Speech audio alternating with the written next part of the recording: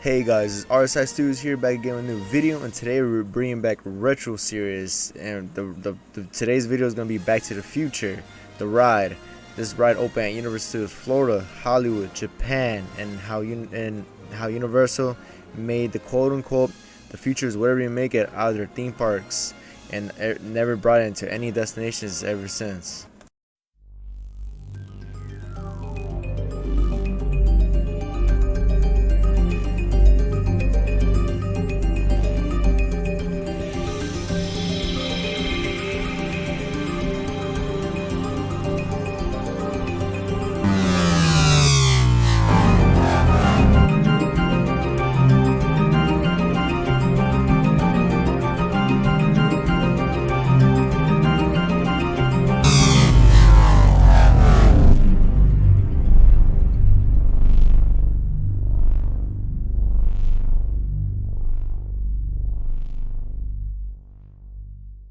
Back to the Future, the ride was a simulator ride located at several Universal destinations and experience locations. The first installation opened on May 2nd, 1991 at the World Expo area of Universal Studios Florida in Orlando, Florida. A second installation opened on June 12, 1993 in Hollywood Lot area of Universal Studios Hollywood in Universal City, California. A third installation opened on March 31st, 2001 in the San Francisco area of Universal Studios Japan in Osaka, Japan. Based on the Back to the Future franchise, the ride is a first adventure that takes place after the events described in Back to the Future Part 3. Riders engage in a race through time in pursuit of Biff Tannen, who has stolen the DeLorean time machine. So, the idea of Back to the Future based ride was first discussed in 1986 meeting between Steven Spielberg and the MCA Planning and Development's Peter and Alexandra on the Universal Studios Hollywood backlot on the eve of the debut of the King Kong encounter scene for the park's studio tour. Spielberg recalled how his friend George Lucas had just taken him for a ride on Lucas Star Tours ride at Disneyland, telling Spielberg that Universal could never do a Star Tours. Spielberg requested that Alexandra see what he could do with the Back to the Future at the time. The proposed concept of the Universal Studios Florida project was put on hold, considered to be dead, and according to Alexandra, Spielberg's suggestions helped to bring the project back to life. Internal planning of the ride began in 1988. A roller coaster was the original concept for a Back to the Future ride, but designer realized it could be too hard and inability to tell a story. Due to the fast motion, the second concept of simulator ride ultimately came to fruition. Riders would board motion based on vehicles models after the DeLorean featured in the films. To watch a film project onto a large dome-shaped IMAX screen. During the development of the ride, the designers traveled with a full model of the DeLorean to an expo center in vacuum-covered British Columbia, Canada, where an all-in IMAX theater was the setting for a trial runs of the ride film. Intamin was eventually contracted to develop the ride system for the attraction. The ride was first publicly announced in February 1989 as one of the many ones being added as part of the new Universal Studios Florida theme park, scheduled for opening in mid-1990. It was also later confirmed in July that it will be a 1991 addition to Universal Studios Hollywood. Construction problems caused the attraction at both parks to have delayed opening. The one at Universal Studios Florida officially opened on May 2nd, 1991, costing $40 million. Foundation issues for the Universal Studios Hollywood attraction delayed its opening to June 12, 1993, resulting in a total cost of being put in a $60 million budget. On March 31st, an additional third Universal Studios has opened called Universal Studios Japan. This third installation had Back to the Future opening at that round of its first opening attraction ride, and it will be his last from every universe that came through afterwards. Following the events of Back to the Future Part 3, Dr. Emmett Doc Brown moves to present time in Hill Valley, where in 1991 he founded Institute of Future Technology, a scientist institute specializing in his futuristic inventions. On May 2nd, 1901, he invites tourists into the facility as volunteers in order to test out his new inventions, the 8-passenger DeLorean time machine, by traveling one day into the future. Meanwhile, Doc travels to 2015 in the original DeLorean, a new time machine being built out of another DeLorean to make sure the space-time continuum in Back to the Future in the back to normal after the events of the previous time-traveling adventure. While his other institute scientists traveled into 1985 and 1955.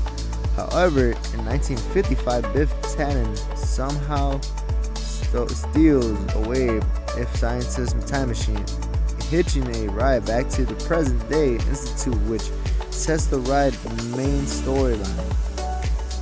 Here's the Q event. Visitors to the institute wait outside of the facility. The Q video features clips from Back to the Future trilogy, as well as a new footage featuring Doc diagrams for his invitation, essentially created by him, new stereo footage of him with Albert Einstein and other historical figures, and a live video feed from 2015 which he explains the experiment. So the pre-show riders will enter the ride as volunteers for the time travel experiment. The Institute of Future Technology. Doc explains that the plan was for them to travel one day into the future, but cautions must be exercised as Biff, who graduated from Hill Valley High School in 1955, he escaped his time period and is now running AIMROC in time-space continuum. Once inside, the Doc reveals some of the inventions he had been working on, including his crowning achievement, an 8-passenger DeLorean time machine, also convertible, which is what the riders will be using in the experiment. Unlocking to Doc, Biff has infiltrated the institute. He appears to the riders, asking the assistants in finding Doc and his time machine. Heather then announced that pre-flight system checks were in progress and informs the riders to stand by for an announcement from Doc. Biff traps Doc in his office, as it was revealed that when one of the time travel teams was conducting an experiment back in 1955, Biff stowed away. He takes the DeLorean, vanished into time. Worried about the Hovevic, Biff caused the space-time continuum. Doc, frantically pleased with the riders to assist him, to says that the only way to bring Biff back to the present is to accelerate to 88 miles per hour and bump him, which will open a time vortex that will send both time vehicles back to the original point in departure. They enter the 8-passenger DeLorean time machine, led by one Doc's assistants. After going over final safety instructions, Doc then informs the riders that the time vehicle Biff has stolen has a cellular time tracking scanner. That way, whatever time period he may be, the rider's vehicle will pinpoint to the exact location that they would then follow Biff into time. When the time machine's doors close, Doc uses his remote control to control it. However, it accelerates to 88 miles per hour. The electric sparks coming from it speeding through the open door, passing through the wormhole. The ride begins. First, Biff leads the riders to Hill Valley in 2015, where they chase him through the town. They smash into neon signs, fly over neighborhoods and town square, and the chase culminates at an iconic clock tower. He then departs for the Ice Age. The riders follow is slowly lowered into the ice caverns. Biff honks his horn, causing an avalanche that damaged the rider's vehicle. Flying out of the carvings, the ride see Biff shoot away into time. But their own engine had failed and begins to plummet down and jams. Doc managed to restart the vehicle, accelerating backwards and through time into the cigarette period. Upon arriving to the clock display on the DeLorean's dashboard blinks 12 as a reference to a VCR that had lost power. The riders follow Biff's vehicle into a dormant volcano in which Tyrannosaurus discovers Biff goes into attacking the riders, who barely escapes. It strikes Biff's vehicle, sending flying out of control. The dinosaur then swallows the riders' vehicles, but spits it out. Mere seconds later, it drops down onto a lava river to see Biff's DeLorean, now damaged, unable to maneuver, moving down an active lava flow towards the edge of a cliff, with Biff pleading for help from Doc as both vehicles plunge over the edge. The riders once accelerate to time travel speed and bumps Biff, sending both of them back through the vortex to the original point of departure, the present at the Institute of Future Technology, in which they crash through the Back to the Future logo in front, where Biff gets out and thanks the riders and Doc for saving his life, but is soon seized by security. Riders exit the vehicle as Doc thanks them and reminds them that the future is whatever you make it. An animated logo of the Institute of Future Technology flashes on the screen with the words, "Please lift lab bar and exit." And after a few seconds, Doc warns, hurry up and get out before you meet yourself coming in, as guests leave. The song Back to the Future plays.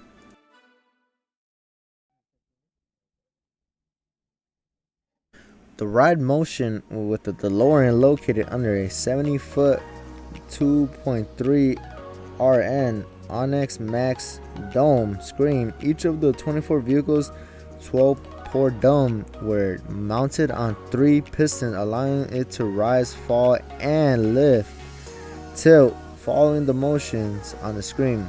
Vehicles were arrangement on 3 tires were staged to prevent riders from seeing other vehicles in the theater. The front section rose 8 feet 2.4 m out of the garage when flying. The actual range of the motion from the simulator based on what 2 feet 0.6 m in any direction. The motion and the visual inputs from the screen image, as well as the physical effects like wind, water, and smoke, combined to make guest riders feel as if they were in high-speed pursuit.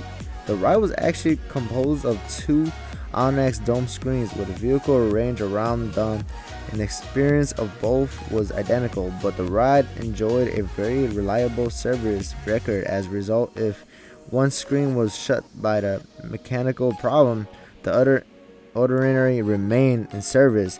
This increased wait time, but essentially eliminated a complete shutdown of the ride as a whole.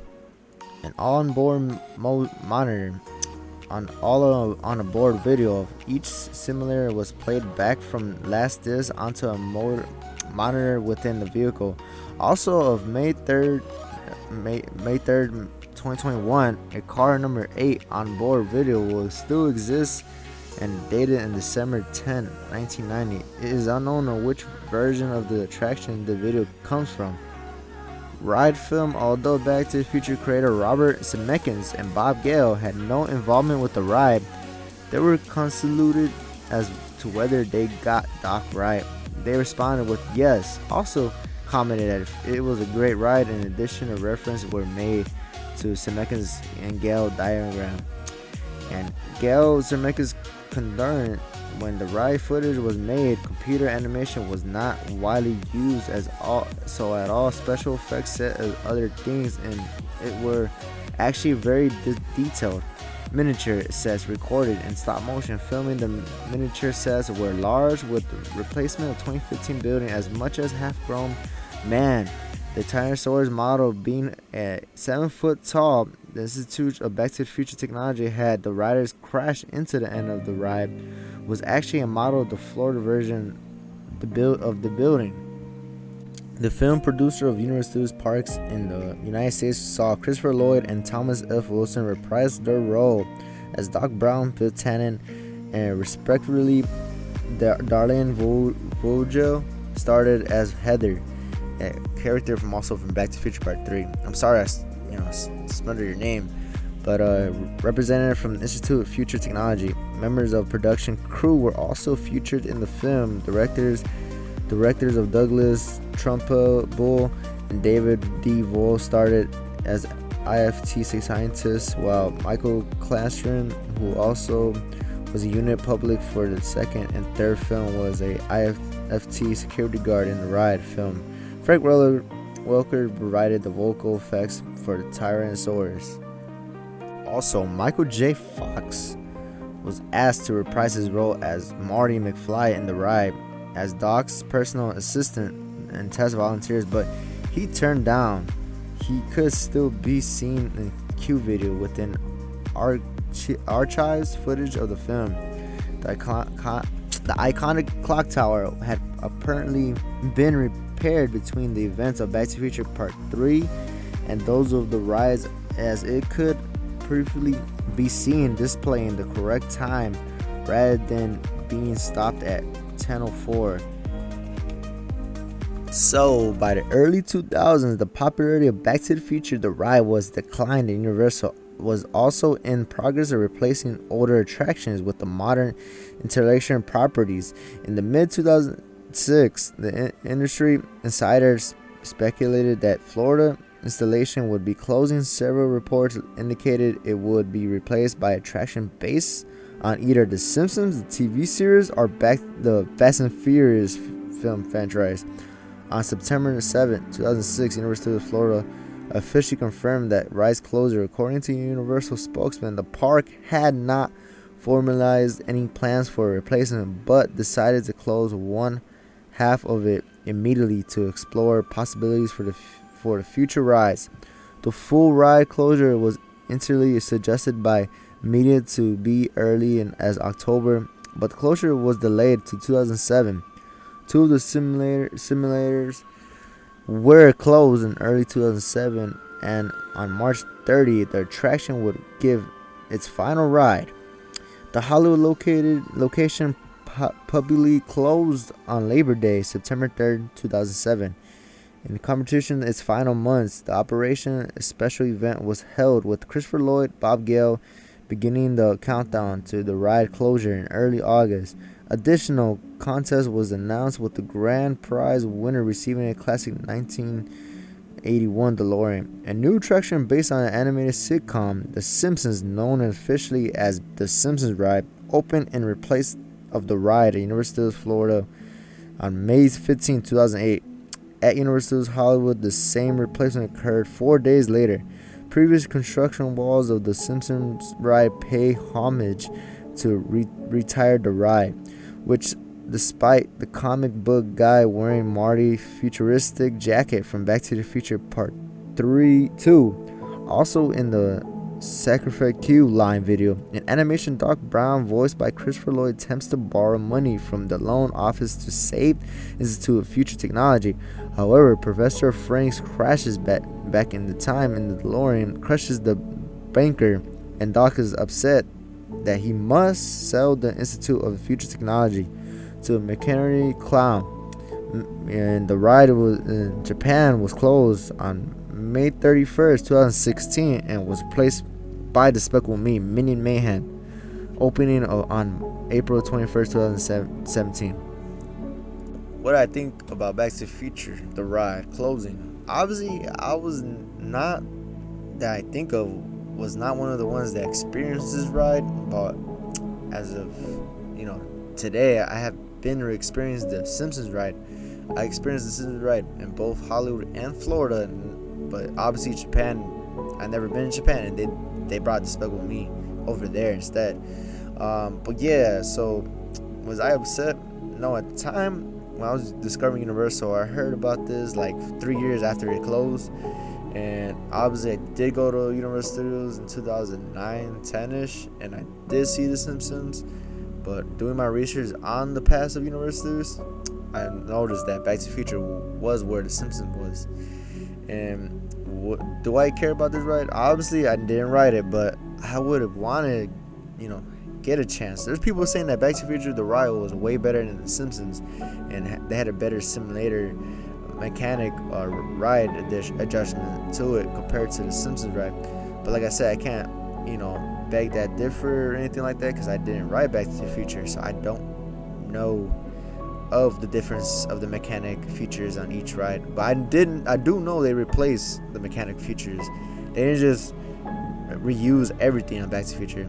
They obviously replaced the DeLoreans. They left the actual DeLorean shells abandoned somewhere and took some apart, and I guess people sold them online or the William Hollywood store at Universal Studios Florida. I'm not 100% sure how accurate that is, but I know some of these were abandoned either in Hollywood, Japan, or Florida. But yes, I would be down to ride this ride if they ever, decide to bring this back, which I doubt. But I would give this ride a try. Honestly, at the time when it just closed, I was young and I wasn't a Back to the Future fan. But now I'm a huge Back to the Future fan. I don't have a lot of collectibles on Back to the Future, but I do have some rare and cool collectibles like signatures and huge 1/6 Hot Toys figures around. But yeah, Back to the Future is a cool trilogy. It's a classic. But is the ride a classic? Yes, the ride was advertised. The ride is what saved Universal Studios Florida, and obviously led to Hollywood and Japan getting that installment. But yeah, if you guys like this video, it's it sucks that that Simpsons had to take over. Even though the Simpsons ride, to me, I kind of I dig the Simpsons ride, but what if we had that alternate future where we had the Fast and Furious ride instead? Will it still be a boring ass ride like the one in Hollywood Tram Tour and the one we got still in Florida that replaced Earthquake, or would it have been better? Who knows, man? Let me know in the comment if you guys differ or anything you guys want to talk about this attraction. And I'm obviously gonna continue in retro series, don't worry. And yeah, I'll see you guys in the next one. Hopefully, the next one will be the ocean's demon, or the ocean's predator. That's all I'm gonna give you. That's the next hint to the next ride or attraction. But I'll see you guys in the next one.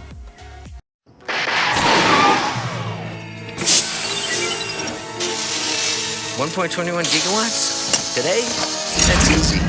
GE is revolutionizing power, supercharging turbines with advanced hardware and innovative software, using data predictively to help power entire cities. So the turbines of today will power us all into the future.